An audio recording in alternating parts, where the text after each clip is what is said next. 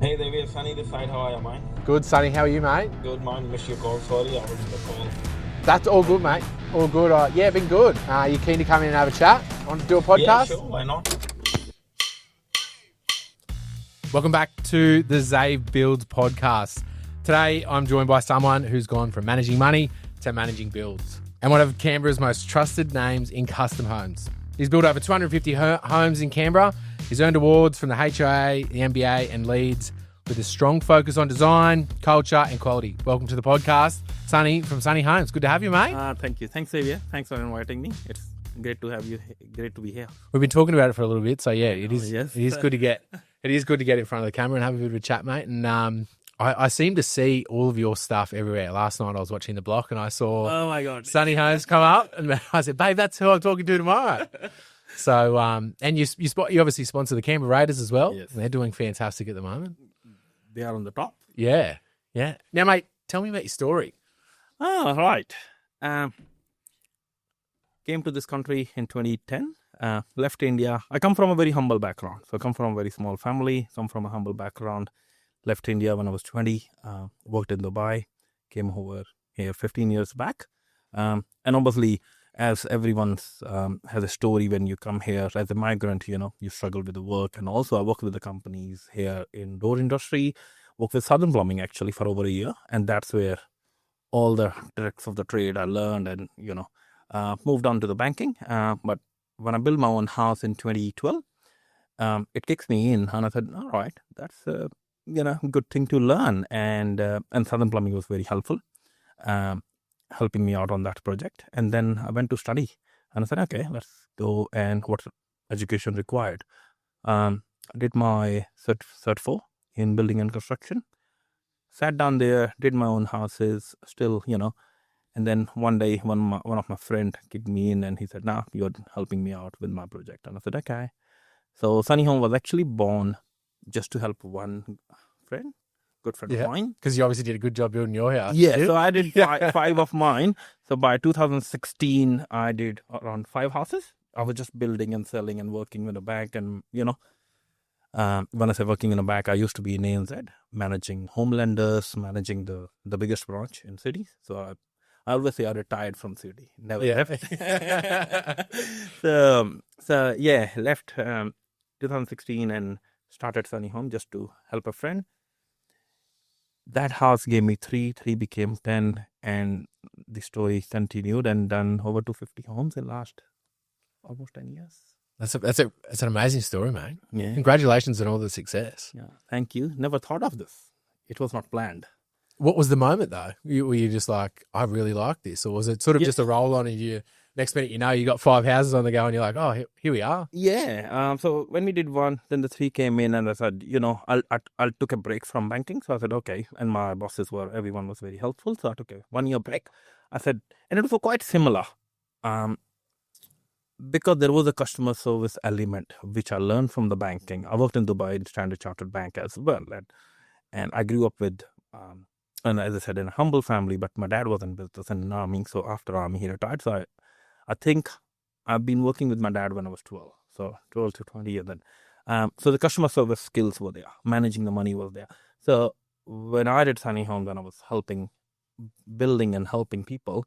It was all organic. So I said, okay, this is what I like. This is what I do. And then organically, till today, 80% of our business comes from word of mouth. Because you do a good job. Thank you. There is not me only. It's a big team. There is a lot of trade. There is a lot of trust. A lot of processes are in place, which has helped us during the whole, last 10 years, I would say. Hmm. There's a lot of work that's gone into your business. I can see that. I've looked through your website, and it's very carefully curated. Your social media is very well done. And yeah, I mean, I'm not surprised about the success. And when I think about the story that you've just mentioned, like it's pretty logical that you sort of ended up in construction, in that you built a foundation by managing money, obviously working in the bank. And I think as a builder, that's one of the skills that we need to be focusing on a little bit more. That's really, I want to tell everyone out there who would like to, before they start a business, I would highly recommend spend a little bit of time learning how to manage money. because when the roof payment hits the builder's account, he's the richest in the world, Yeah. But then by the time he finished the house, it's different. So it's very important to keep yourself grounded. Don't blown away with the money, because there's a lot of money, what you see when building a house, because if you're doing 10 projects, or depend upon how many, but it's not yours. You're getting it paid, but you need to pay to the other trades or the trades who have done the job. And luckily or proudly, I can say is we have trades working with us over 10 years now, or almost, we have such a loyal team, subcontractor still, but like my electrician working with me for over 8 years, does all our houses, my kitchen guy, clockwork kitchen, aircon guy, bricklayers. And there's so many companies who've been with us from day one till today. And that relationship is built on trust and paying on time. Yeah. That's very important because they also need to pay their employees, expenses. Absolutely. It's a tricky thing to manage as a builder. And I think that if you need a foundation there, and look, we've just had a bit of wet weather, and that slows things down. So you need to bring those into account. You need to be all over it all the time. Yeah, it is a hard gig. It is a hard gig. It is a hard gig. But it's an enjoyable gig. It is enjoyable if you're doing it right, or you're taking your time, learning. We all do mistakes. Learning from your mistakes and putting the processes in place so the same mistake doesn't happen, or learn from it. That's right. Go forward. Yeah. Well, it is hard coming up with those processes because you've got to make the mistakes, I guess, to learn from it, to then put in, no, we need to go down this path, not the other path, I always say if someone says they haven't not done any mistake, it means they have never tried a new thing. Exactly right. Now, I want to ask, what's your why? Why are you building homes, Sunny? Like, what's the point of all of this? My why is I feel enjoy, or I feel accomplished when I see happy faces. The moment when you're building or helping someone to fulfill their dream, and it is a dream for many, many people to have a home, and in many culture, this is the asset they hold very close to their heart. This is the have to, it's not an option. So I feel proud and accomplished, when I sit and relax that, all right, I've helped this person, helped them completing it, listening to it, customizing it as per their requirements, their culture, their needs. It's not like only migrants. We build for, everyone, and 50% of our people, what we build for it, they are not migrants, they are locals. Everyone has their own requirements. That's why we only do custom homes. We don't do cookie cut approach, not copy paste. Okay, there's nothing wrong in that as well. That fits many, but our focus area is just custom homes. We will sit down with you, understand the requirement, and then start a plan fresh. Every time there is a fresh plan.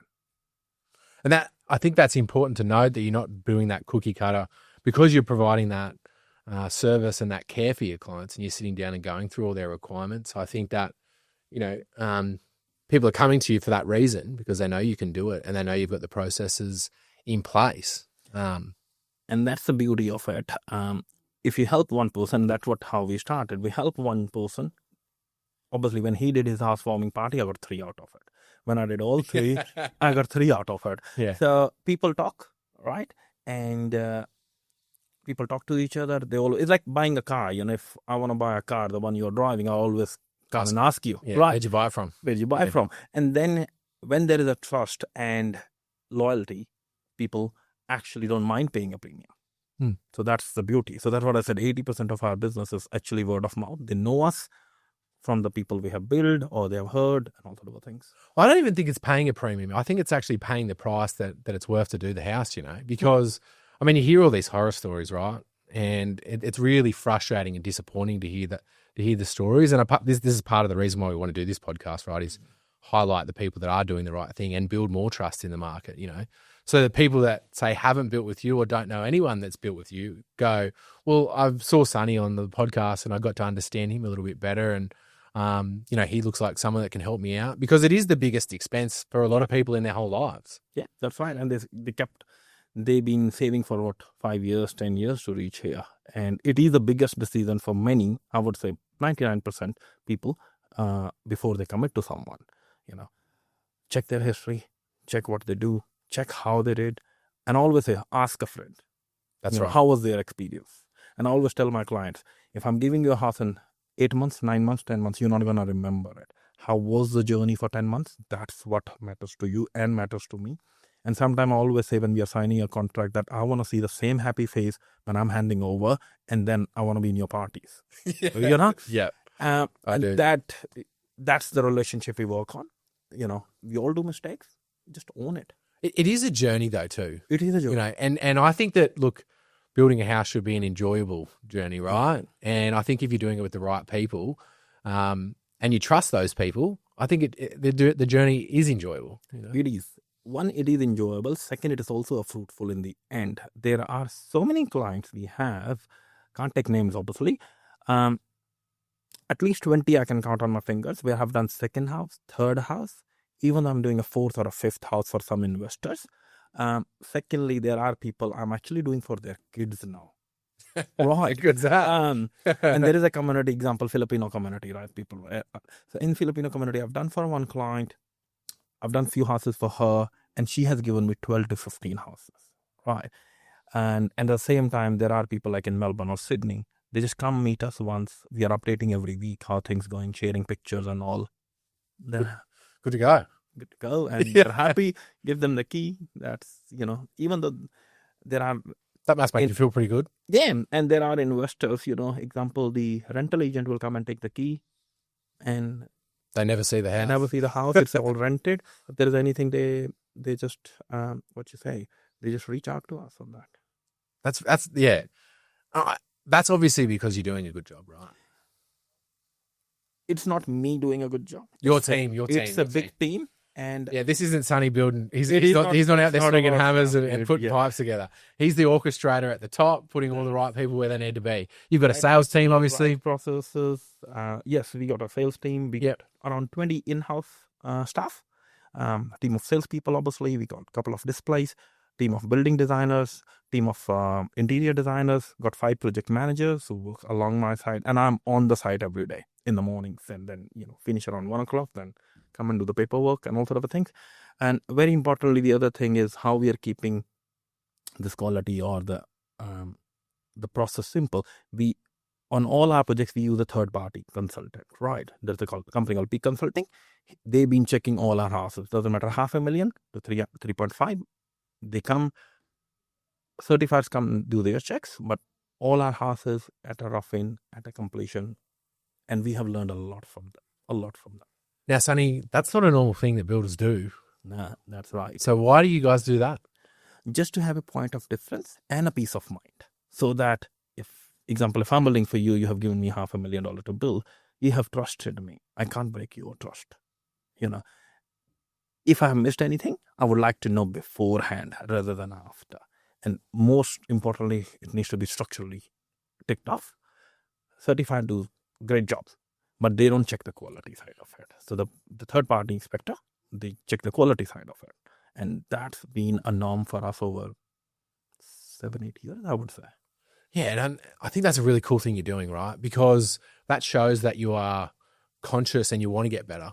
Employing, Peak Consulting, I guess, to come out. And for those people that don't know what Peak Consulting do, they come out and they go through every little part of the building, just like the TikTok inspector, pretty much. That's like the TikTok inspector. So they're looking through, and I guess double checking, because as a builder, right, and especially if you're building a lot of homes, doesn't matter what size of your team you've got, little things happen that are avoidable, and if you catch them early enough, they're easy to fix.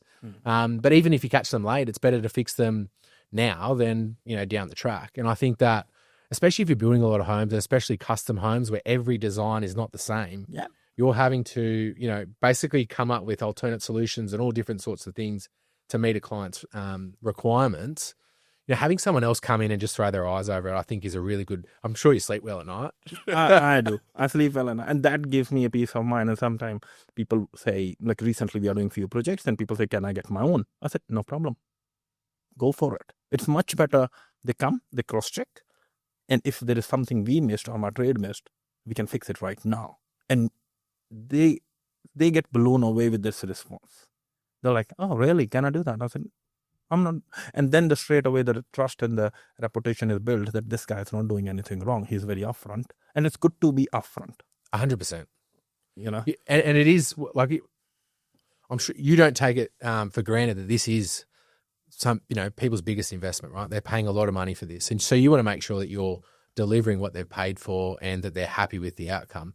And I think that if you can pay someone to come along and double check everything for you, I think that's a great idea. And I think more builders should be sort of looking at that, because that will breed confidence back into the market. And no wonder you've got so many projects on the go, because people do trust you because you do the right thing and you want to do the best by your clients, right? Yeah. It's not a rocket science. It's not. It's not a rocket science. If I can do it, anyone can do it. You just need to have a right mindset. Do the right thing. Do it once, and have your processes. So whenever we do a mistake, we don't talk about mistake. We say, all right, this has happened. Let's fix it. What process can we change so that this does not happen again? That is one, And then you move forward. Yeah. And always we ask, and we've been so grateful.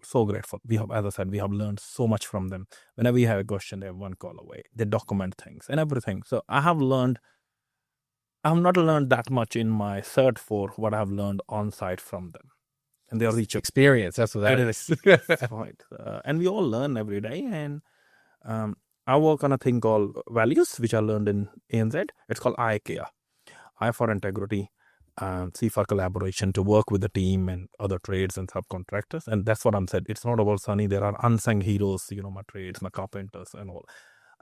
Accountability, A for accountability. So be accountable, If I'm saying, yes, we win the award, we did this, we also did the mistakes. If we own it, fix it.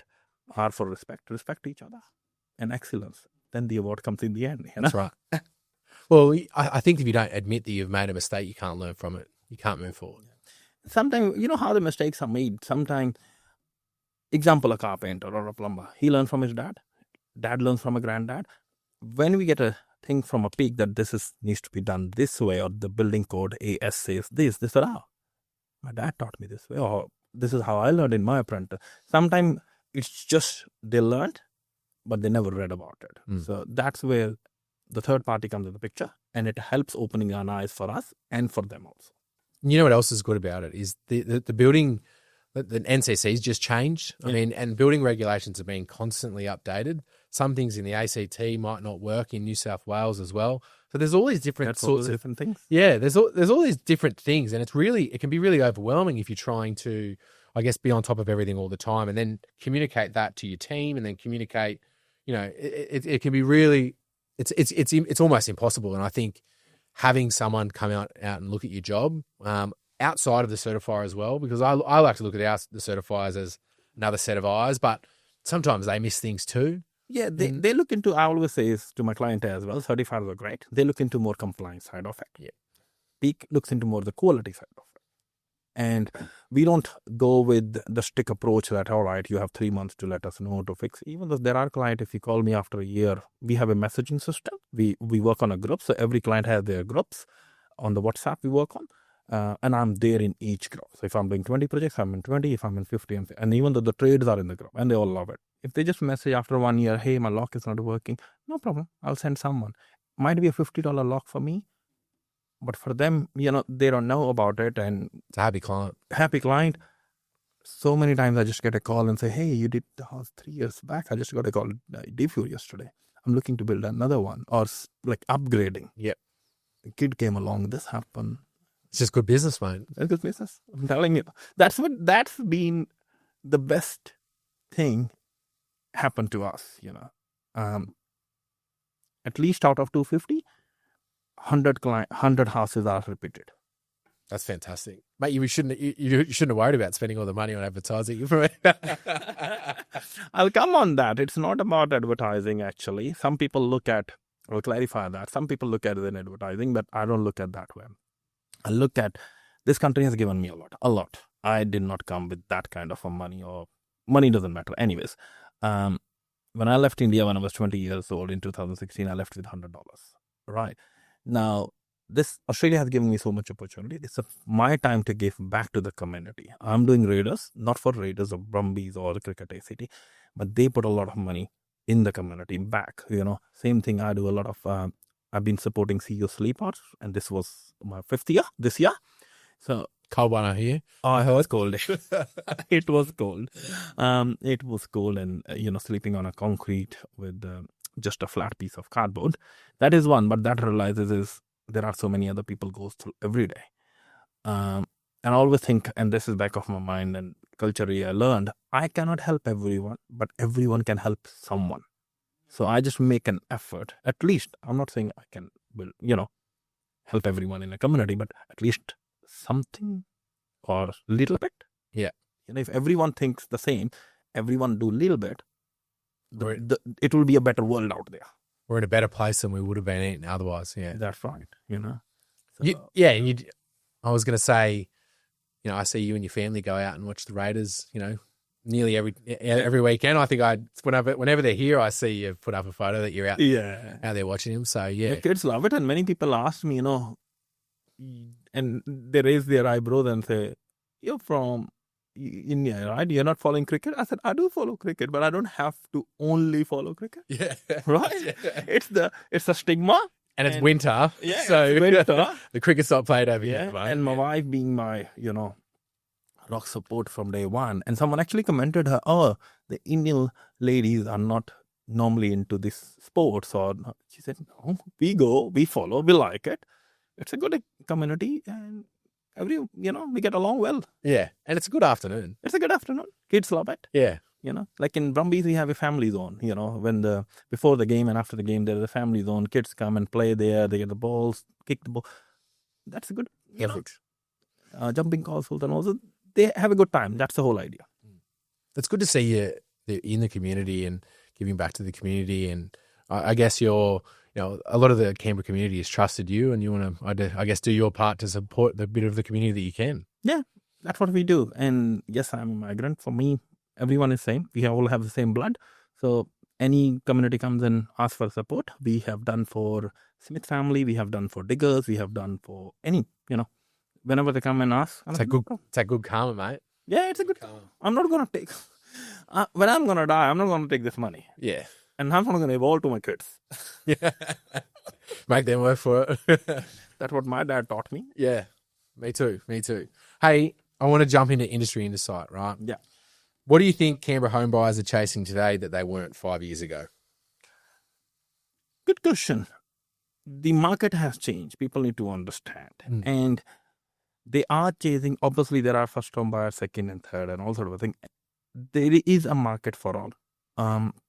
So people are looking more custom side of it, where they can customize to their needs. People are not just building to live there and move. There is a requirement of home offices now. People have a requirement of prayer rooms. People have a requirement. Every person is different. So that definitely they are chasing a house, would like to have a place, what they can call home. There's different things that are being added in now. That is right. A young couple would have a different requirements to a couple with a kid and all. And it's a bit hard at the moment. But definitely the government is working on and things are happening in the right direction. And things will change. We'll, move forward. The future is looking better. It is. The inflation looking hopeful. Yeah. The inflation data came out yesterday. Yeah. And it was on par, and the chat is they should have reduced rates last time, and I feel like we missed out on that a little bit. And I think it's 100% likely they're coming down. I talk about rates on this podcast nearly every time because I've got so much hope in the future. I think we've been through enough of this frustration and that's right. Tough times, if you want to call it that. And I think that I'm thinking we're going to come home with a wet sail in construction this year. Yeah, this year will be good, and hopefully in next 6 months. Obviously, government has a lot of other factors to consider before they do, which because I come from a finance background, so I know a little bit about it. There's a thing called Keynesian economics, which they follow.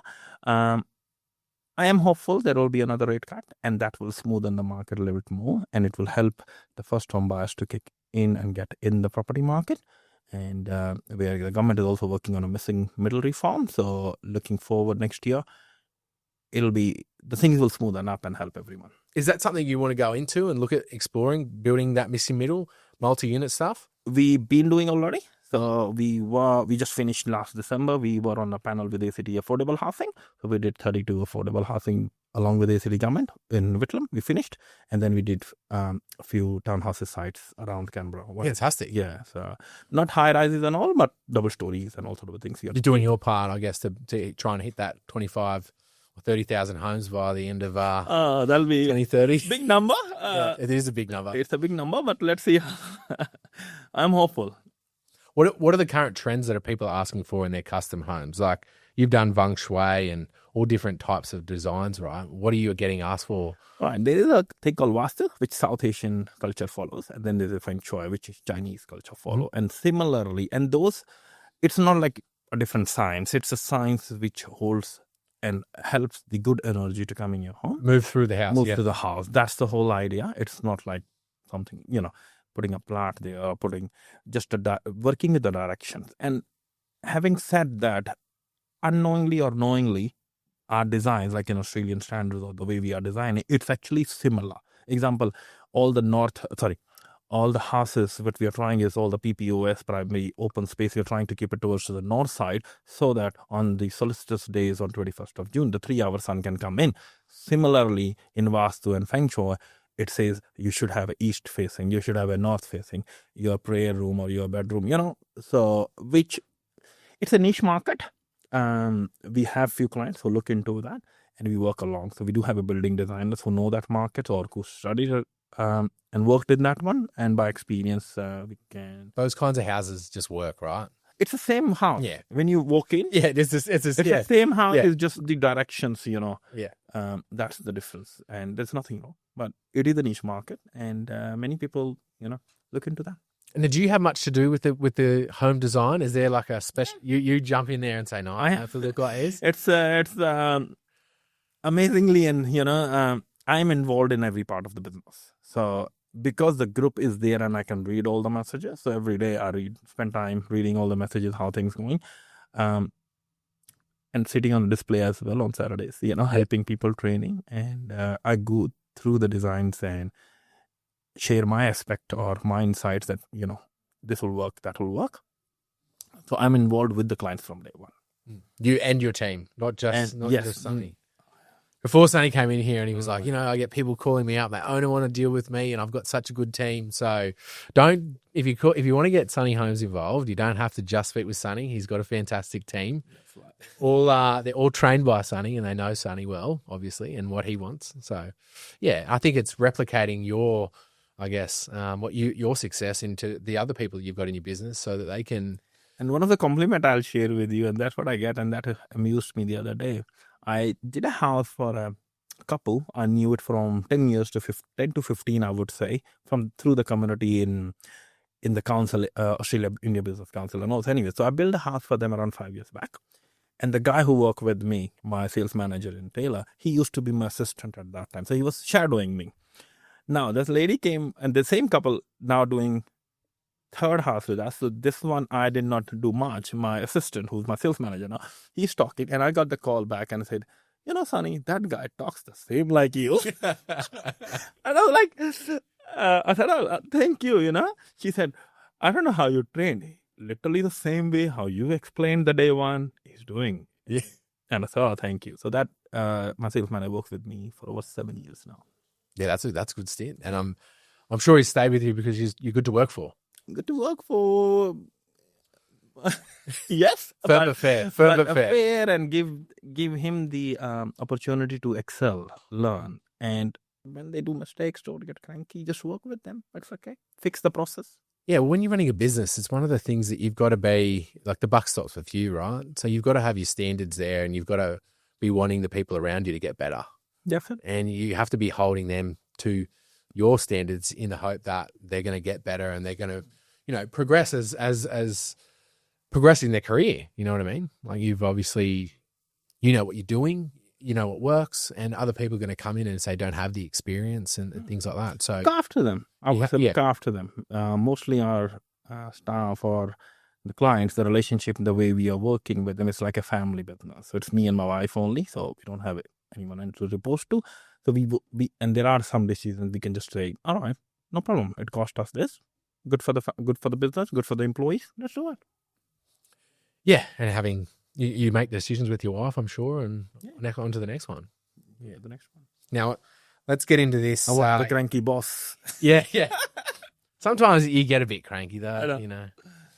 And then I'll if I get cranky, I'll be driving home and I'll call the boys up or whoever I've been upset with, and I'll say, "Look, I'm sorry, man. I should have handled that situation a little bit better. I'm just, When I get cranky, I just go quiet. I just go in my own zone. yeah. Don't touch me. Don't come. Don't. That the guys will say that too. Zabe, when you put your headphones in, no one talk to you. And then I just take my time, and then you see where things went wrong. What can you do? That's it. Well, the first thing I do is ask myself, like, how are we in this position? What have I done to, That's right. have I not communicated properly?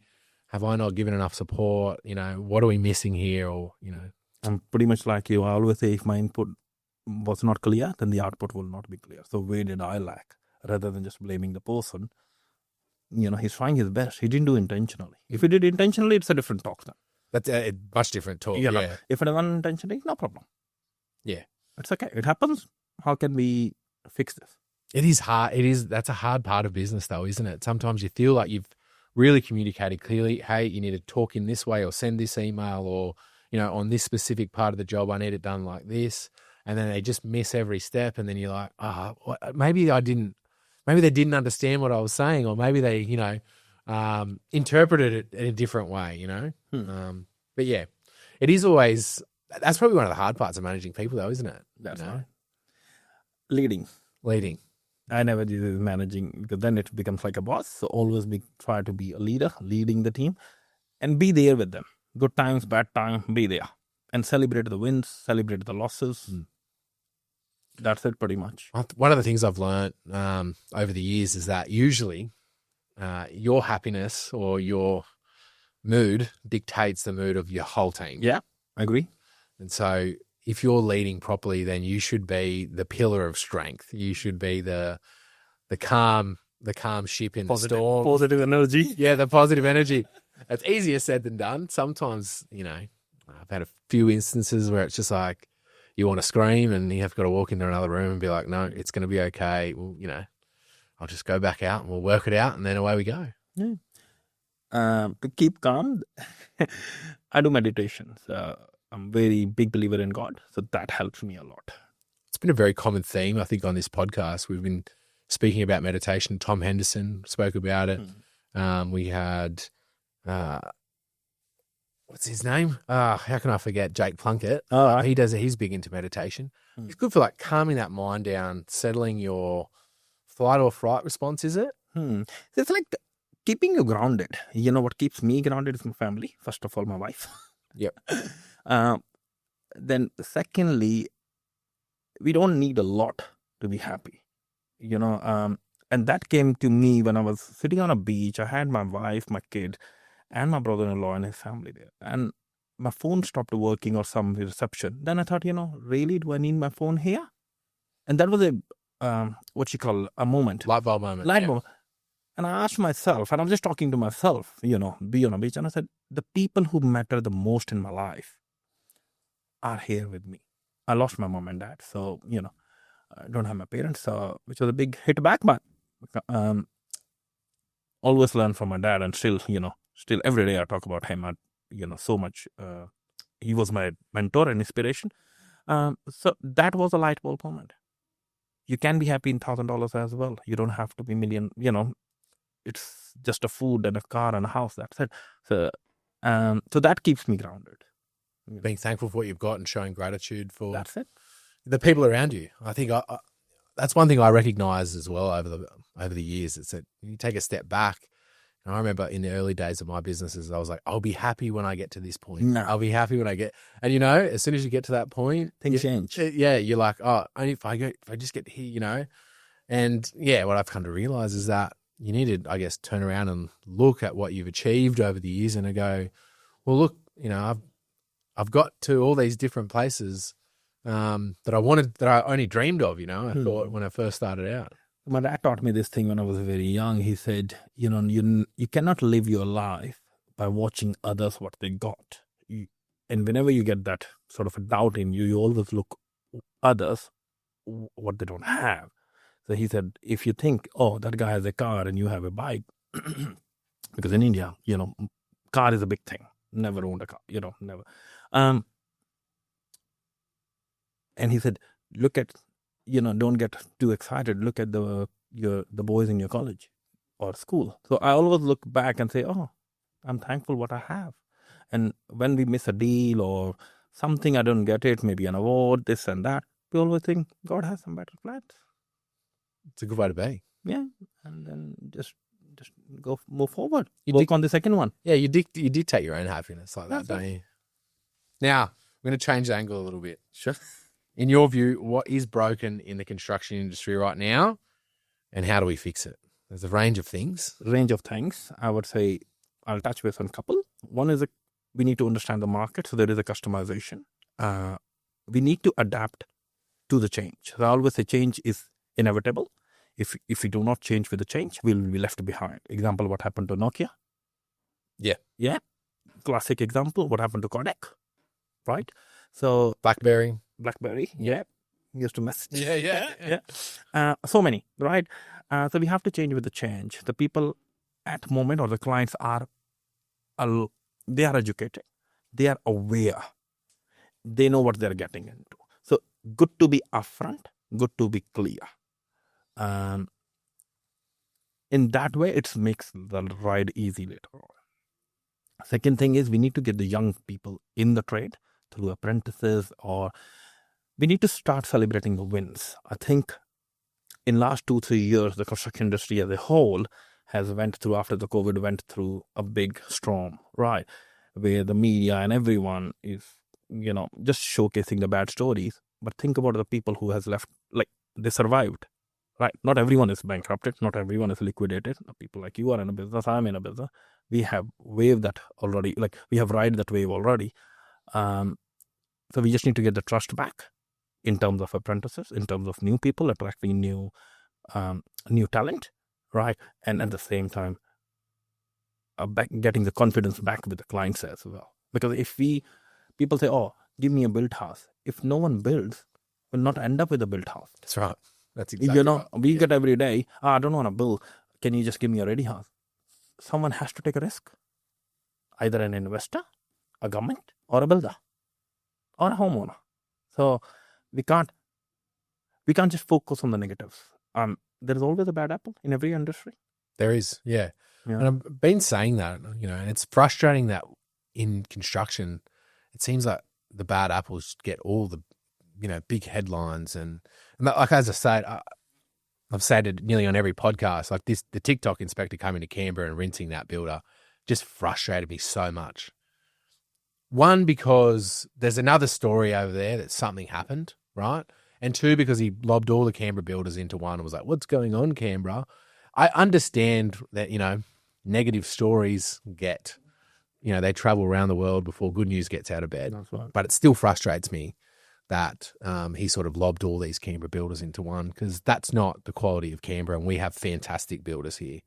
And if you go and do your research and you go and look through display homes, you will see the quality of the construction we've got in Canberra. Right. I always say people check the master builders, they are member. Second, check their reviews, talk to people, check their display homes. So at least they will be around if anything goes wrong. The inspector came in, he checked one house. We cannot say one house is bad, then the whole industry or whole Canberra is bad. And I always say to people, many people ask me how you did it and how can we do it. And I always say, if you are passionate, if you want to do this full time, then come in this, If I don't go to the site 1 or 2 days, I feel, I'm losing control. So work 6 days, almost sometimes Sundays as well, but I'm on, you have to be on it. And you do that because you enjoy it. I enjoy it. The day I stop enjoying, I'll say thank you. And I love helping people. So I always say to everyone out there or the people out there, just be accountable. Before this guy comes, have peak there. And there are so many companies like what he is doing. There are so many companies in Canberra who does the same. My Canberra Inspection is there, Peak is there, Surety Group is there. Like Surety, when we finished the 32 affordable housing with the government, we had over $500,000 bond with them. So they will only release the bond once they get a tick off, or we get a tick off, let's say. But how can we get a tick off this house meets the quality of the government, blah, blah, blah. There is a big list of items. They employ a third party. That guy came, literally checked 32 houses, not one. Give a report on 32 and got picked up, and I got my money back within 2 weeks, 3 weeks. So those companies are here. We just need to learn about it, and they can come and help us. Why not? It's not that expensive either. Nah. $2,000? Yeah, a couple of grand. Grand. I think the times that we've used them, they were $1,200 or something like that. That was for a deck, deck and pergola. Yeah. And you learn from it. They will tell you all the codes and all sort of things, which we all never get a chance to go back, print, read, fit, Yeah. As much as you read up about it, as much as you try and learn it, it's always changing, and every different situation has a different solution or a different number of solutions.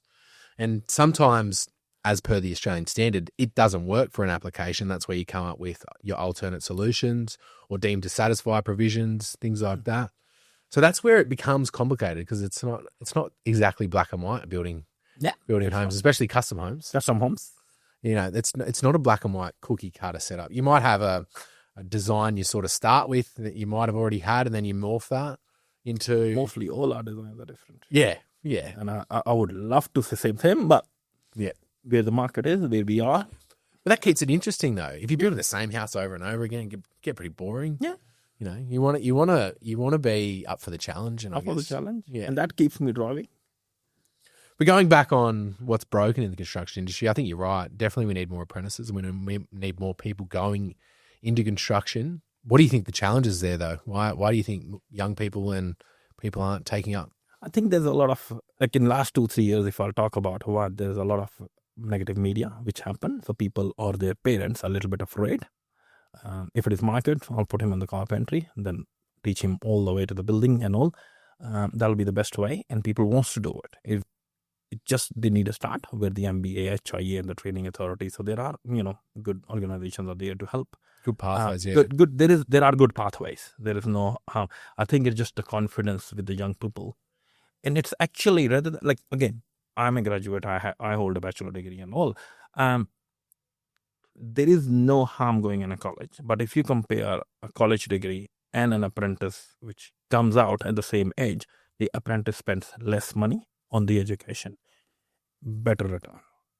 The degree does not guarantee you to land a job. My careers advisor at school said, I don't go to uni straight out. He's like, go and get your apprenticeship, then apply for your builder's license. And then if you want to go to uni, go to uni and do construction management, because that's what I wanted to do. Yeah. He said, you'll come out of that after 6 years with an apprenticeship or Cert 3, a building license or Cert 4, and then you'll go into university and only have to do 2 years to do project management. And then you are enjoying it. That's where you want to go. So I started my diploma in construction recently, around 8 months back.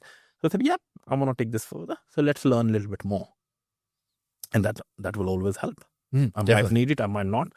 That's a piece of paper, but the learning will always stay with me. I think when you're in the classroom and you're going through those things, it puts you in a different mindset. Yeah. And it makes you start to think about, how you're doing things and the processes and what you can do differently. And not specifically that it's teaching you that, you're just thinking about things in a different way, right? Yeah. That's my interpretation anyway. 2 things you learn from there is, one is networking. I have made some good contacts. We're still friends and we're still mates, because whoever's studying with you, they are in the trade. Yeah, well, right. That's how I met Tom Henderson. Yeah. We did our Cert 4 together. I'm not going to take some name, but there are a couple of good companies. They own those companies who did the license with me. All right. 2013, very precisely. 13 when I did it with them. And second, you learn from their experiences as well. That's another, aspect. Or be open about it. That's it. Don't think we all know. There's so much to learn out there. There is. Now, what do you think is working well in the construction industry at the moment? We are going towards to the right direction, which the government, MBA and HIA, we are all working on. But again, there is a room for improvement. I can't say something is really working quite well. The supply issues have sort of, that's better now. That's okay. Yeah, in that terms, if we compare where we were around 2 years, 3 years back after, what's working well is, yes, the supply issue 99% has been resolved. So there's no problem with the timber, windows and all sort of things. You stick with the good suppliers, keep your loyalty. I always keep that. And that helps you. helps you big time. We are a local builder. We prefer local supplier. So I would say 99% of our suppliers, our trades is local. We don't get people from Sydney, Melbourne. When there was a bad time, those companies did help me. So that's one good thing is working. Supply chain is a lot better now. And keep your loyalty. When you keep your loyalty, those people will come when you're a little bit down or they're a little bit down. So that's the good thing about Canberra I like. Yeah, you can call them up or go and see them and be like, Yeah, go see him, can you rush this window through for me? Or, Yeah. hey, I really need this out on site. I did that. You did that? Yeah. I did that with the trust company. So went there with the pack of beers and all. And another company with the chocolate and all. So they said, all right, Sunny. And they gave me actually good compliment or good learning. I never noticed that, they're thinking that way. He said, happy to help you, Mike. And I said, oh, thank you. He said, I never needed to call you for a bill. I'm going to help you. Yeah. So in last 6 years, like you paid on time. So that's my loyalty or paying on time. That's what I said. Paying on time is very important, Yeah, definitely. If there is a mistake in the invoice or someone did not a good work, that's a different thing. But 99%, just You got to look after your suppliers and you got to communicate to them. If things aren't just going let well. them know if there is anything. Let them know. It's a juggling act. It is a juggling act. Where am I up to? We're going all over the place. Yeah. We're not really sticking to any framework, and I'm really enjoying that. I'm really enjoying the chat. Really? I think what's shining through for me is that you love for the construction industry and you love what you're doing. It's a great industry to be in. It's like building. I always around the things. I was never a TV guy or my phone. Always playing with something, building something, and building and helping Dad. Yeah, old man you said he was in the army. So He was in the army. He's pretty handy, obviously. He was pretty handy. So he was in the army. He came back, and he taught me the money is important, but it's not that important that you ruin your relationships.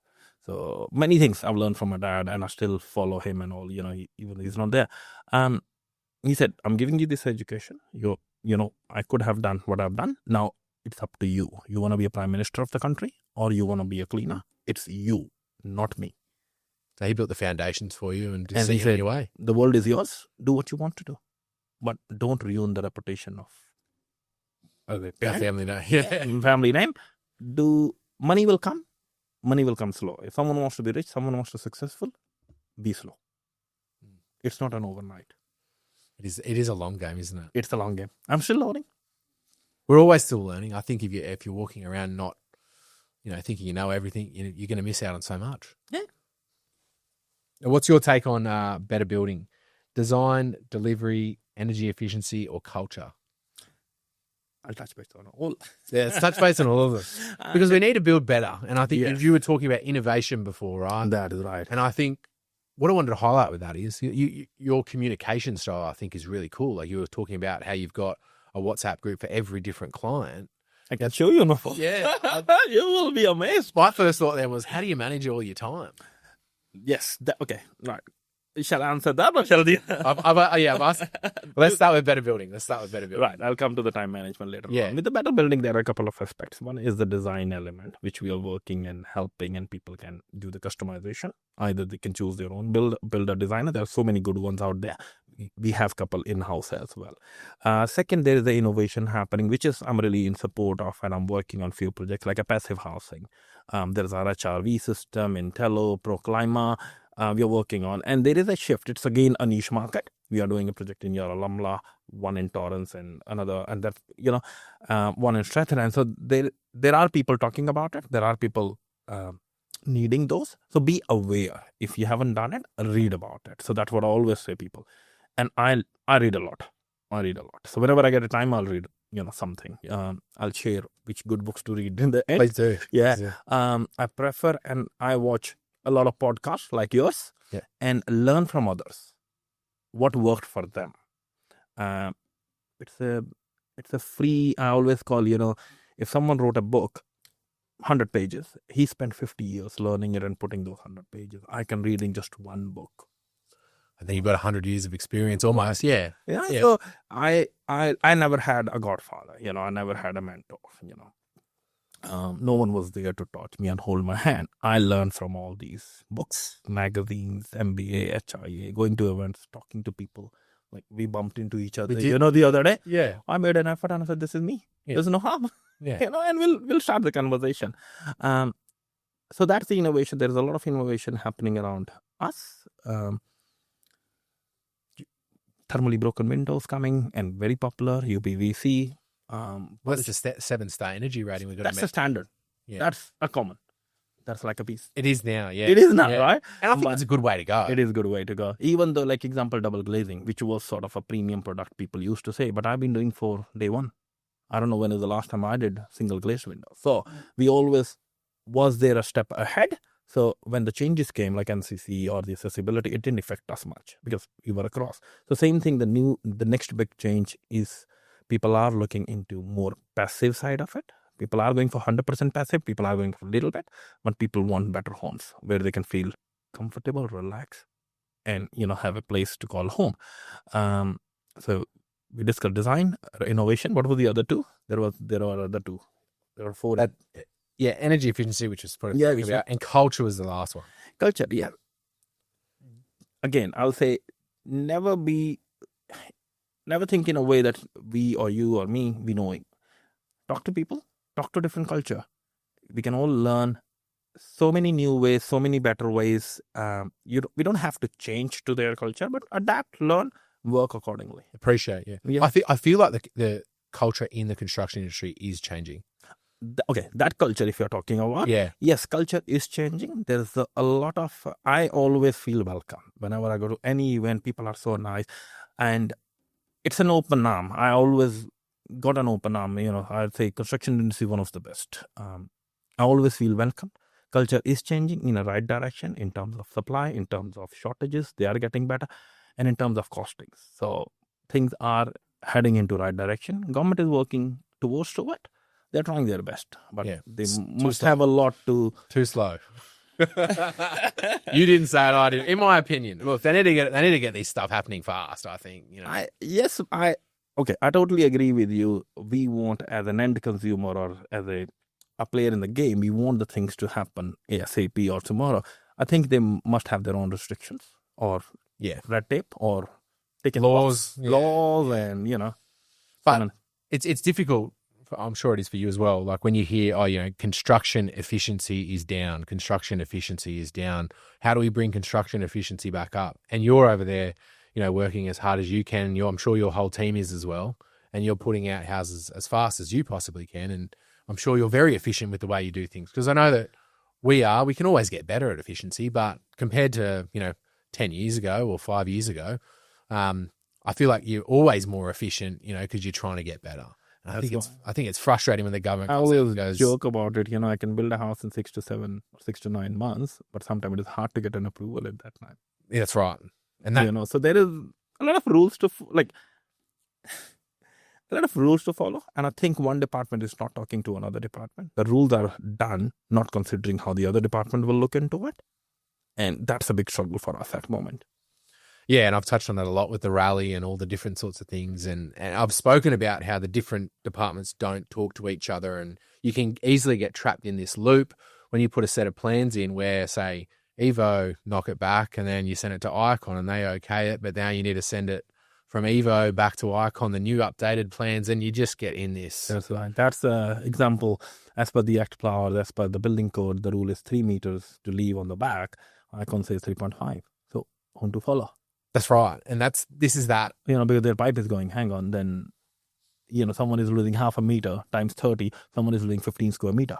If it is 1,000 square meter block, it's a different thing. But if it's a 450, 600 square meter, for them it's...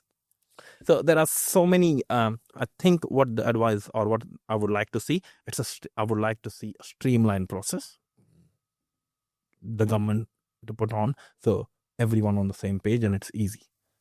Or like a checklist, what New South Wales just recently worked with, these are the 10 set of plans. If you're following this, they approve within a week or two.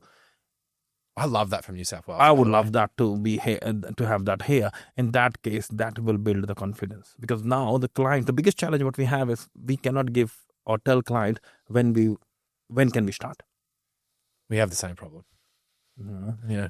And they're Where- sitting on these lands, paying interest, paying mortgage, paying rent at the same time. So that's why this is hard for them as well. And the pressure builds up there because these clients have got the holding costs, right? And you're ready to go and build and you want to schedule that thing in, but you've got the government in the way of, checking this and checking that. And I'm sure that they're working hard, the government, but that's where it becomes frustrating for you and I when people don't have that confidence. Well, I don't want to wait 10 months for a building approval, That's where it's like that's the part we need to bridge. Yeah. We need to get over that, and then we need to get. Because there should be some streamlined processes to put in place, like what New South Wales government did, like 10 set of plans, something like that. You put this across. That definitely can help some similar thing in ACT as well. I'm sure that they're in there working on something, and I've had a couple of chats with. I went to the Packard Kirk meeting with Chris Steele, and we did a presentation in there, and we spoke about the things we can do to make it easier for builders. And I'm not building homes in the businesses that I've got, but I'm bearing the symptoms that the home builders like yourself are, encountering all the time too. And that's where I think we need to do better. Yeah. We're going on. You touched about culture before and respecting the different cultures that there are. Do you want to expand on that for me? Yes. Okay. See, we all grew up in a different world, different cultures, different values. However, I always find similarities. Every culture, every country, every parent wants to do better or do good. Learn, adapt, have a chat, and see what can you do. Like Vastu example. There's nothing wrong in it. They just want a couple of things where they prefer. Rest is a piece of cake. Same with the Feng Shui. I'm working with one in the Gu Wong at the moment from a Asian client, and she said, the stairs cannot face the front door. I said, no problem. I told my designer, I said, Andre, just change it around. None. Rather than arguing, no, this is the plan, this is the way it needs to be. No problem, ma'am. If your culture says, don't be rigid about it. Don't be, just work with it. Exactly. Yeah. They're going to live there, not you. That's right. Right? Be understanding of the requirements that people want. Yeah. I think. And some people need a little bit more care. I call TLC, total love and care. Yeah, TLC, total love and care, like that. Pick a phone, don't be like, it's 5 o'clock, 5 or 5. Pick a phone, if you're busy, let them know. I always say to each of my clients, if you have called me before I go home 6 o'clock, you will get a call back from me. If I'm here, if I have 5 calls, the moment I sit in the car, I'm just going to... Yeah, I'm never not on the phone driving around, I find. It's the best time, to be honest. It's the best time, But I thought... you mentioned before just showing respect to the different cultures, and I thought that was really cool that you mentioned that. And the way I think the building industry is changing now is that we are respecting different cultures a bit better, and we are more accepting. And I think that there's always the bad apples out there that say, have next. It's in every culture, it's in every country, it's in every region, it's in every suburb. Exactly right. Right? But we can't stop living, or we can't... due to one person, let's say, we cannot say the whole community is bad. We cannot say the whole country is bad or the whole suburb is bad. So we all have bad cousins, isn't it? That's right. That's right. I always like to think, look, I judge people off the way that they, I guess, respect me and the way that they carry themselves. If I talk to someone else and, I think, that person was really nice or that person was really friendly, I don't really care where they're from or what they're doing. I mean, let's all get on. Like, life's too short to be angry with people because they're different to you, No one chooses this thing, right? Which family we were born, which country we were born, what color we were born. No one chooses that thing. It comes with it. So live with it. To me, it's all about results. It's all about results. Yeah. If you're a good person, you get good results, I think. And, listening to you talk about your suppliers and the people that work with you and all the success you've had, good results mean you're a good person. Yeah, and karma. I believe in karma. Definitely. If someone did anything wrong to us, no problem. Here's your money. Thank you very much. How would you describe your leadership style, Sunny? I am with my team. So I will say it's not a hard question, but it's hard to answer in a way, I never thought I'm a boss or a manager and all. I'm there with them when we were in a trouble, when we are celebrating. I'm there. So I always joke to my team, I get paid for all the 5% problems what we have. You get 95% good things. So don't tell me the good things. Just come and tell me the 5% problem or 2% problem, whatever we are raising. I'll help and resolve. So I'm there as a resolver rather than playing a blame game. So I'm there with them to resolve, and they feel confident. If there's they need to talk or they need to discuss a hard topic with the client or with the supplier I'll do it. That's okay. I'll manage. Then they say, yeah, that's easy. Yeah, you lead from the front. I lead from the front. I'm there. It is a hard question to analyze the way that you're trying to lead, but the reason why I like to ask that is to get people to think about the way that they lead, because I think it's important to... It's very important. When we say we own this business, then we own the problems. Success, as I said, it's not me, it's my team. Problems, let's do it together. Change the process. When something does go wrong, what is your process?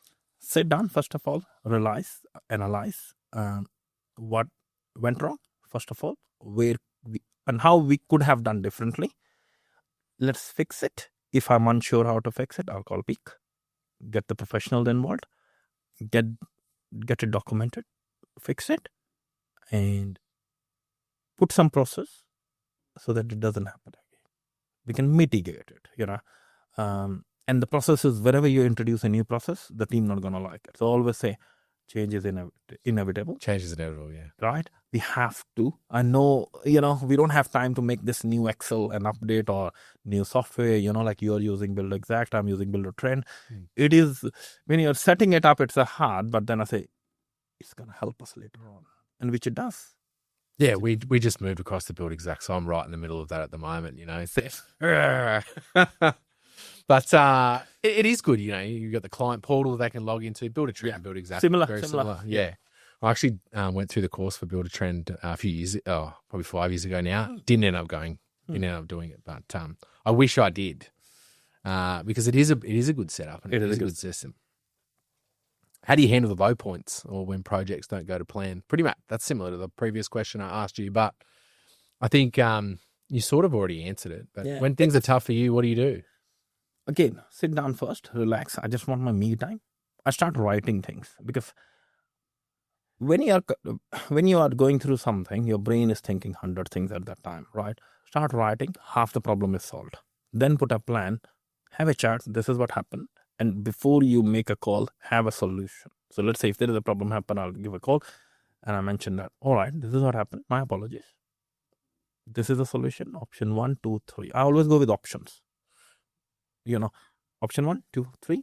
I'm going to cover it. I take the blame. I take financial blame. Like example, during the COVID time, I'll give you an example. We all went through all these high prices and all. None of our clients, we have not passed a single dollar to any client for any variation. So we took that hit. I remember having a chat with my missus, and I spoke with her and I said, there's around 28 projects, which, example in Throsby, we sold for $750 at house and land, and they were 1.3 by the time they finished and all, but it costed us more what we signed for. She said, what will happen if we charge? And I said, if we charge, let's say we can charge around $500,000, 20,000 each. She said, what will happen if you don't charge? I said, we'll still be in profit, but it'll be less. She said, our home will be, similar. You'll get salary, I'll get salary. I said, yeah. She said, don't charge. So we didn't charge. That was a big moment. It was challenging though. That is a big moment. It was a big moment, financially hit, but the future was looking very promising. Out of those 28, I already got 5 clients building with us again. And now we are charging the new prices and making money. Being that transparent and being honest there with your clients, I think that's the way to go. I think if more people took that on board and did that kind of thing, they'd be a little bit better off. Be upfront. Take a phone call. So I called these guys and I said, all right, there are a little bit delays because of this timber shortage, this and that. However, we are not going to charge you a single dollar. What I have signed, I'm going to deliver. And they were all happy. They said, oh, thank you very much. Because every newspaper covering the same story every second day, that, this builder, that builder, this price, that price, or those houses, So sometimes we have to finish and move forward. And that was your way of putting some positivity back into the community and positivity to, to construction. I mean, we need more of that, Sunny. Yeah. And sometimes, at the end of the day, sometimes don't go in nitty gritty. Sometimes, let's say if someone is doing a 25 project, so at that time it was 28 for us. Don't think that I have to make a money here. Don't go each. Just think about 30th June. Am I in a good shape? That's it. Can I survive? That's it. End of the day is 30th June. We know as a business, for a business, profit and loss. So as long as everyone got paid, I'm not owing any money. I got a little bit out of it. That's it. Why do you think there's been so many insolvencies in construction over the past sort of 5 years, and it's sort of been an exponential? Very good question. What's your take on that? People are not very financially educated, right? As I said in the beginning, I would highly recommend everyone, or I even spoke with the government on training authority, and even though, WorkSafe, whenever you run a course, put an element or put a one sort of a course there for a financial management. Second, put a little course or 4 hours called pipeline management. That is also very important. So allocate money. That is one. That's financial management, which I have learned in my experiences, how to manage your money. And then the second thing is the pipeline management. You're also managing the pipeline, what I'm doing and when. If you just want to do everything now, you cannot. I cannot build for everyone. Not everyone will build with me. So that's a very open point. If the people are financially educated, then they can manage their finances well. Not like you got a big invoice paid and the second day you got the RAM out of it.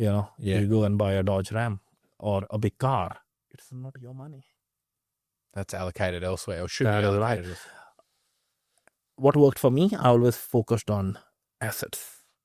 If you're buy an asset, if you have to sell, you can actually sell and, liquidate it. Yeah. If you're just spending and, be responsible. Be responsible with the money. And I always say when the money comes, money doesn't come alone. It comes with a lot of responsibility. It does. A Profit First is a good book to read, or a good audio book to listen to. Yeah. My favorite is Rich Dad, Poor Dad. Oh yeah, Rich By Dad. Robert Kiyosaki. Yeah.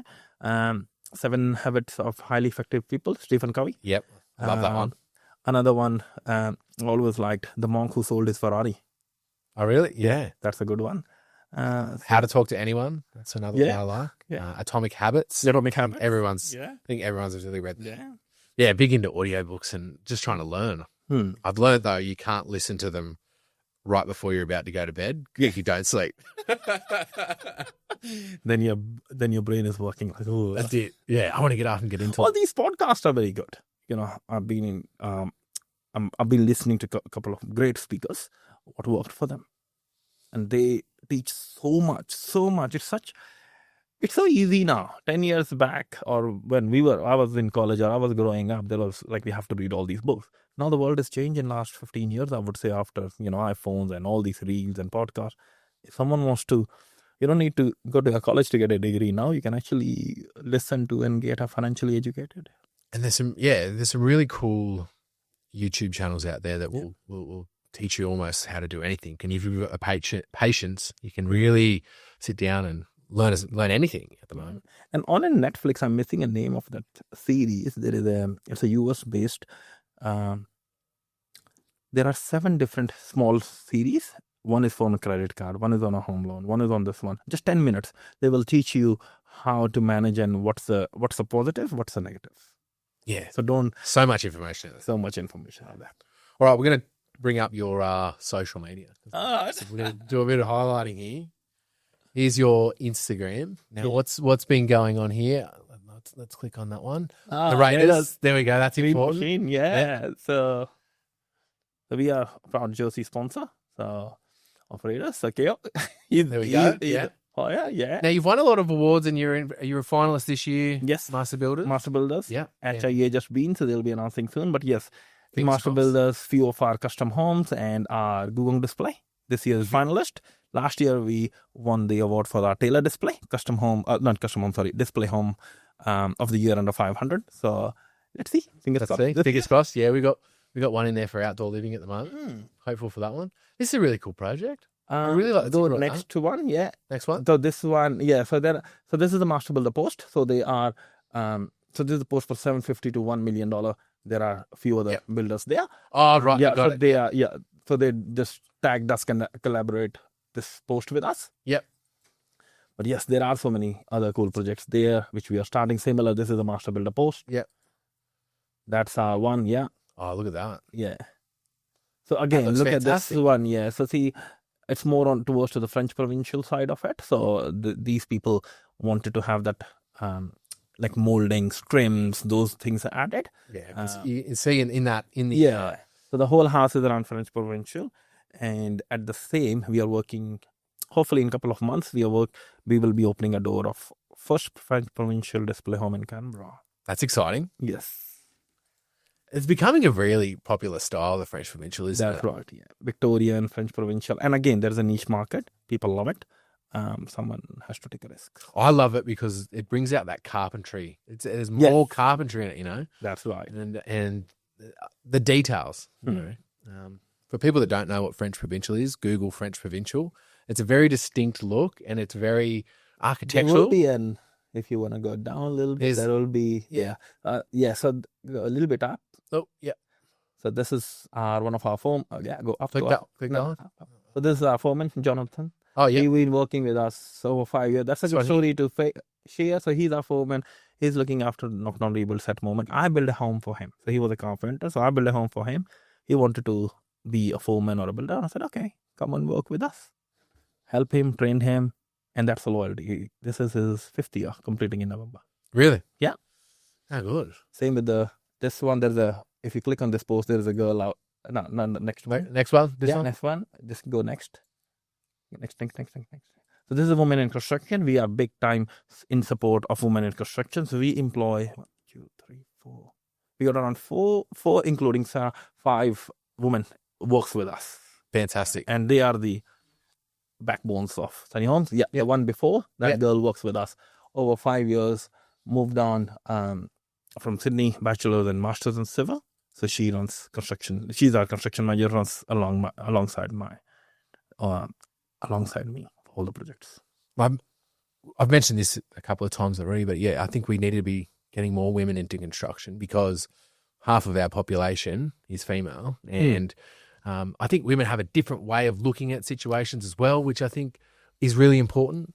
Carly from She Builds Homes or Templey Homes, you know, she's got a different way of looking at construction in the renovations that she does. I think that's really important to highlight and to bring into construction because we need all the help we can get. That's right. And it's always good to learn or see a different aspect what they can bring. Let's check out your website. Oh, perfect. If you need a home built, it's straight there. There. This is a big house. Yeah, that's the one we did in Denman Prospect. And if you click on the next one, there will be, or the one before, that's the one in Lawson. So this one was actually featured in Australia's Best House. There is a series on Channel 9. So this one was featured last year, 24, and the next one was featured 23. Right. You're everywhere, mate. Just working hard, man. Yeah. Just working hard. So that's our Spectral project. So we do all, this is the one in Red Hill. So that's in Taylor. So we try to. I like that one before there. Yeah, and this is the one before. Yeah, this one is good. Is that peak cladding from Artisan? This one is a good one. Dual occupancy in Watson. So this is a missing middle reform. Next one. So this is what, if you click on this one, 2 things on this one. This is what the government would like, and this is what we did in Watson. Yeah. Won the Dual Occupancy of the Year 2022 Master Builders. Designed in-house?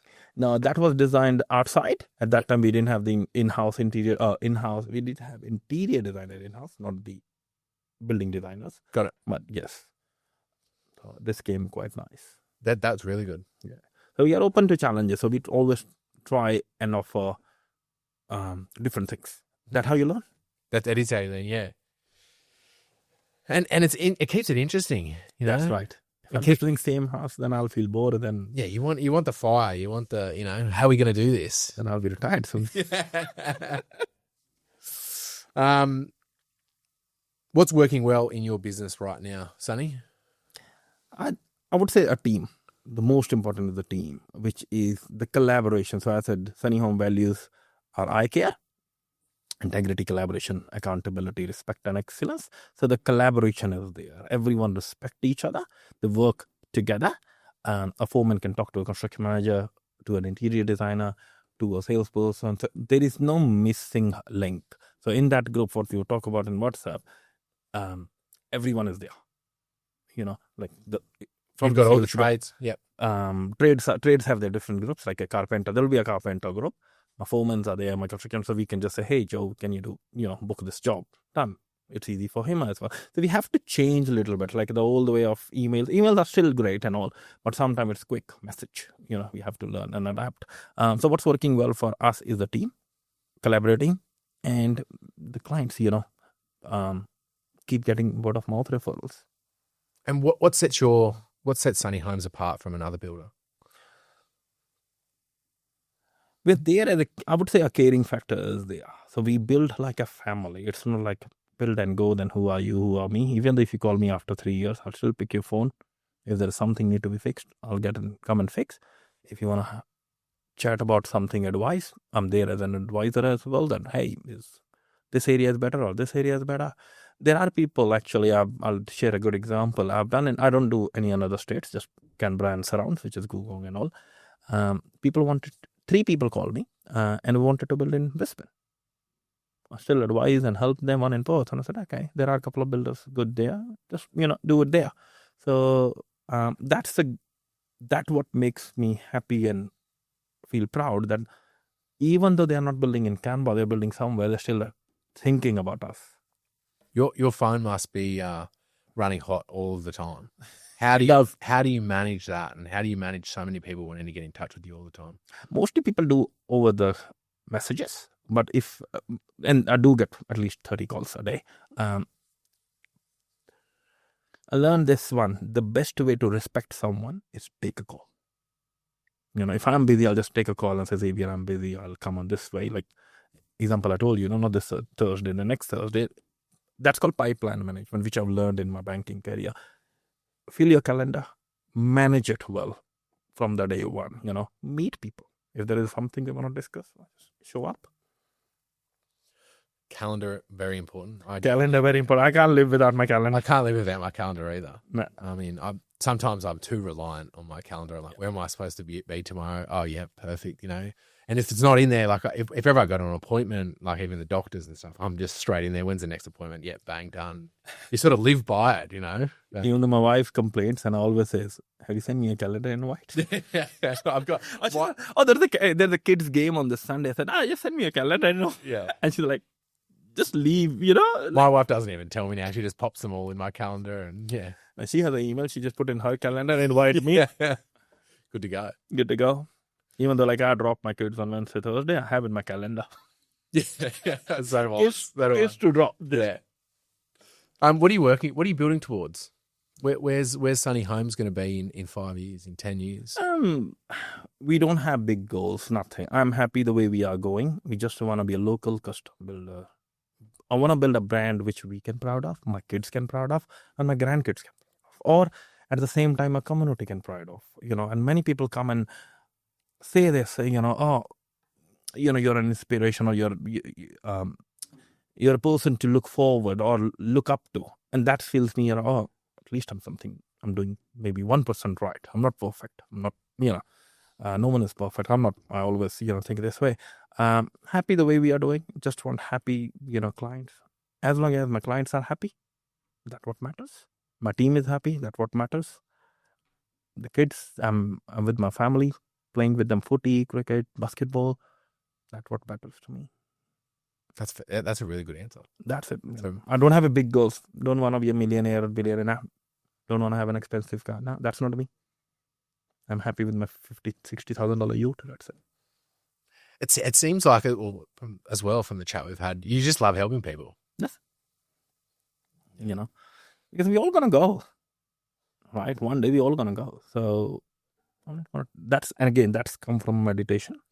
I follow our holy book called Gita. So that's the biggest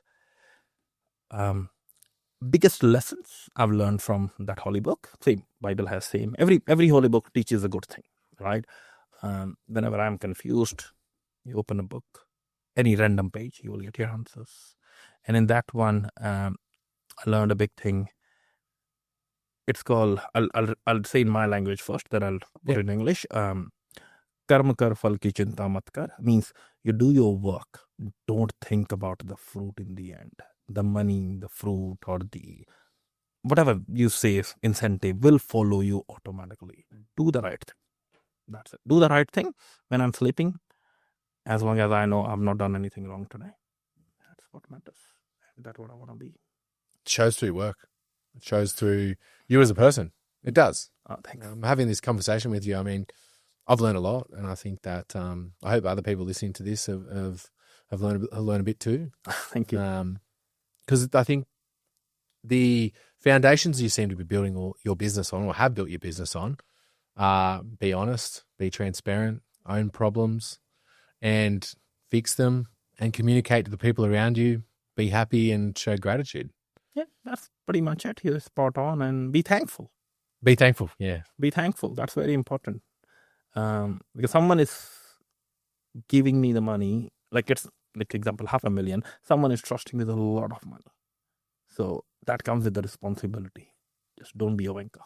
That's right. Yeah, that's right. Don't say, I don't care. Show the respect. Show some respect. That's it. Yeah. What's the next bit? Sorry, I've just got lost. I've got all. Can I have a bit of water? Sorry, let's have a little.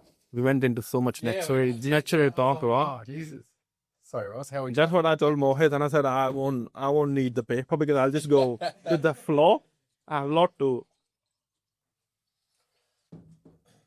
We've got. So we already spoke about the next. This is the first one I've done in English. I've done in my language and a couple of other languages. And I was talking and I said, I don't have a grip on that anymore. I prefer in English.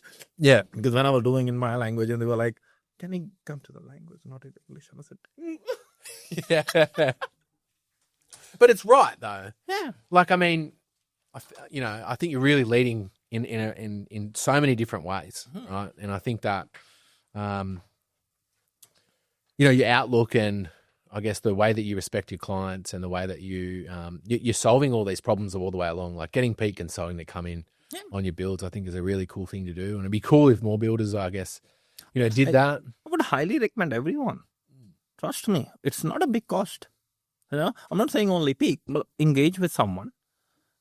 That person treat as a mentor, right? That person will come. Yes, he will charge, but you will learn so much out of it. Yeah, and the reports are detailed. And even though your trades will start appreciating you, right? And when we get something and we share with our trades, example, carpenter, electrician, anyone, they don't say, oh, another smack in the back. No, they say, oh, right, okay, haven't done this way, let's try this way. This is how the book says. Or this is sorry. And then next one, then they learn. So they learn. They get better. What happens is if the list is, let's say, 10 things to fix, it becomes 8, it becomes 6, it becomes 4. And sometimes he comes and say, oh, nothing to report here, man. Nothing to say. Good, thanks. For those people thinking about building, and it is a big expense and it can be a stressful process, what I want to basically say is that mistakes do happen, but good builders fix those mistakes and good builders own up to those mistakes. That's right. Good builders own it before anyone else or before the client knows. They try to 99% fixes. And how you can do it? Get an inspection, come to know, fix it. Talk calmly to your builder. Be open. Be open. Have a chat. They're there to work. Trust them. They're there to work with you. You pick them for a reason, and there's no problems that we can't fix generally. Because when people are building a house and something that will go wrong, even some of the work that we've done, there's something that will go wrong, and you get a client that gets they feel like they lose a bit of trust in you or something like that. And it's like, no, look, some of these things are just happen along the way. I'll touch base on that one. Sometimes it's actually the things are not wrong. The coin has two sides. The way they are looking as a common man, they think it should be done this way. But you're thinking as a AS standard or the building code or as per the license requirement, this needs to be done this way. That's where sometimes a lag happens. And you just need to educate them. Like it happened yesterday. Someone wanted some work to be done in their home, and I was like, I just work with them, and I said, let me get the occupancy, let me do the handover. So I'm doing today, and I said, I'm giving you a house at 4:00. Happy days. Friday, you do what you would like to do, and I'm happy to work. They were like, no, that's all right. I will be responsible. And I said, no, our insurances are at stake. My license is at stake, so much on stake. So sometimes it's okay to have a difference of opinion, and it's respect those difference of opinion. It's annoying sometimes, sometimes we think we know the rule, they don't know. It's okay. Just work through with them. Communicate. And yeah, definitely respect the other person. And people, it's okay to not agree with someone, and that's okay. And I learned this one from one of the person. They said, you can disagree with someone. You don't have to tell them. It's okay to disagree. Don't tell them you are disagreeing. sometimes you're never going to see eye to eye on something with someone else, and that's okay. Yeah, it's okay. You move forward. Now, we do the quick fire round. That's never quick fire. Every podcast. So we'll jump into the quick fire round. What's one tool you can't live without, Sunny? Tape measure. Tape measure. Yeah. Why's that? There's always something, you see and you have a doubt, and then you just wanna, the things look small until you put the furniture in. So the place, any area looks small. So I always have, I just go and check it. Good to go. Random checks. I have two of the random checks, I call. What's the biggest myth or misconception about building custom homes? That they are expensive. They are not. Or the knockdown rebuilds, actually. People think they are, very expensive. No, they're not. They're not. They'll be similar one to if you do a standard house and a custom house. They'll be very similar price. And another myth, one of the biggest myths is renovation is cheaper than knockdown. Not really. I'm dealing with many clients. Their renovation costed them at, let's say, $700,000. They came to us, and in 900 we are knocking down, putting a new house. And they were like, wow, let's sign it. You do have to weigh up all your options, don't you? That's right. Always cross check. Depend upon how detailed renovations we are talking about here. If you're just thinking of a kitchen and a bathroom renovation, no problem. Go for a kitchen guy, get it done. Different. But if you're thinking extensions, renovations and all, consider the option of a knocking down rebuilding as well. You'll get a newer house, better warranties, better energy efficiency, new style of building, and new building materials. What complies. Exactly. And the energy efficiency being a big one there. And the house will hold better value in the longer term. That's a good take. Yeah. I like that. If you could fix one thing in the construction industry tomorrow, what would it be? Confidence. We need more confidence, don't we? Yeah. Celebrate the wins. Share the good stories. Share the different aspects or viewpoints. Everyone has a story to tell. They do. Everyone's got their own unique background and their own struggles or things that they've overcome in their life. It is important too. I think we do need to talk more positively about construction in the media, though. Yeah. We will need to highlight the good builders and the people doing the right thing. Yeah. It's unfortunate that takes so long to get out there. What's the best advice you've ever received in life?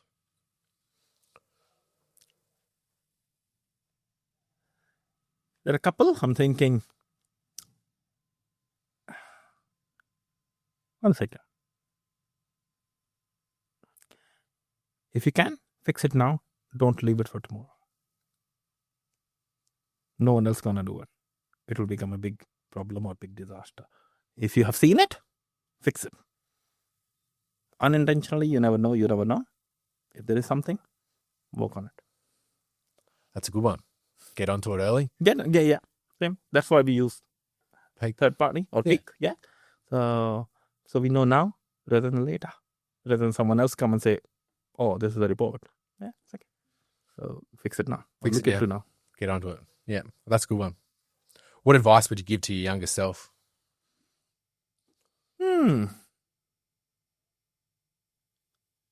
Not much,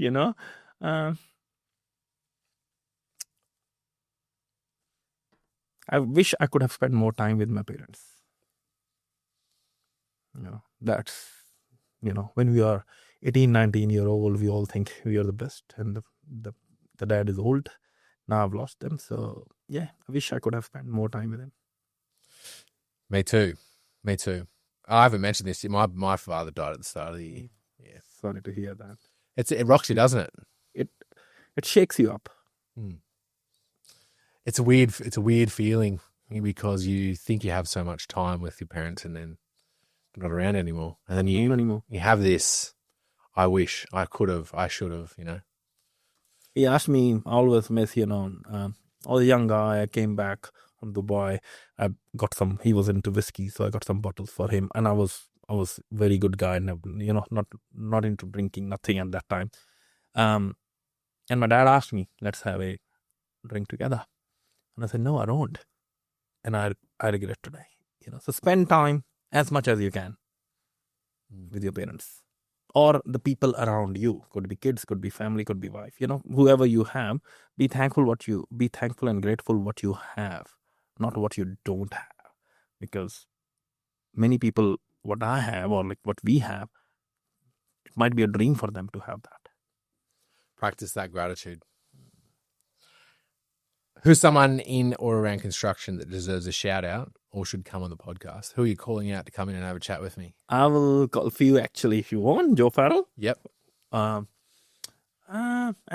can be one. Anna from the NBA. Anna from the NBA. Joe, Anna. Greg already been there. Greg's already been. Yeah. A couple of others. There are a few others which I admire. Joe being doing a great work to help or to get the awareness women in construction. I'm excited to talk with Joe, actually. Yeah. We've been chatting. We just got to line it up. So. And there are so many other big builders. I'm not sure if I can take the name or not, but no, I wouldn't say big. There are so many other people who I look up to and I learn from them. It'll be good to hear their story. Definitely. And there are so many generational builders I learn from, their dad started or their grandfather started and they are, and I learn from them. I think I know the few of the ones you talked about. And Again, I'm not sure if it is okay to name, and all. And but if what I want to leave behind is them, like the similar thing, what they have done. So my kids, my grandkids can be proudly say, yeah, my granddad came in, this year, and that's what he built, and that's what we are carrying the legacy. He made a life for himself and his family, and help the other, I think I know some of those legacy builders you're talking about, and I do want to have a chat with them. Yeah. Classics would be one of them. That's top on my list. Yeah. I have a big respect for George, and a big respect for Jason. I met him recently. George, I met a few times. Big respect. What they have created, man, we can all learn from them. Definitely. Money is not everything. They do a lot for the community as well. That's the best way to give back. And you're doing a lot. And I want to thank you for coming in, Sunny. Thank you. Thanks for inviting me. I want to thank you for your time. I want to thank you for your advice. I want to thank you for your words. And I want to thank you for the energy that you've given off in this podcast, mate. I really appreciate the way that you've spoken so openly and candidly. I'm really wishing you all the success in the future. And I'm sure that you will have that. Keep doing what you're doing. And could I say, can you end us with a favourite quote or motto to cap off the episode? Shoot for the moon, even though if you miss it, you'll land up on the star. Perfect, mate. Thank you very much. Nobody's boss. Good on you, Sunny. That was all right. Thank you.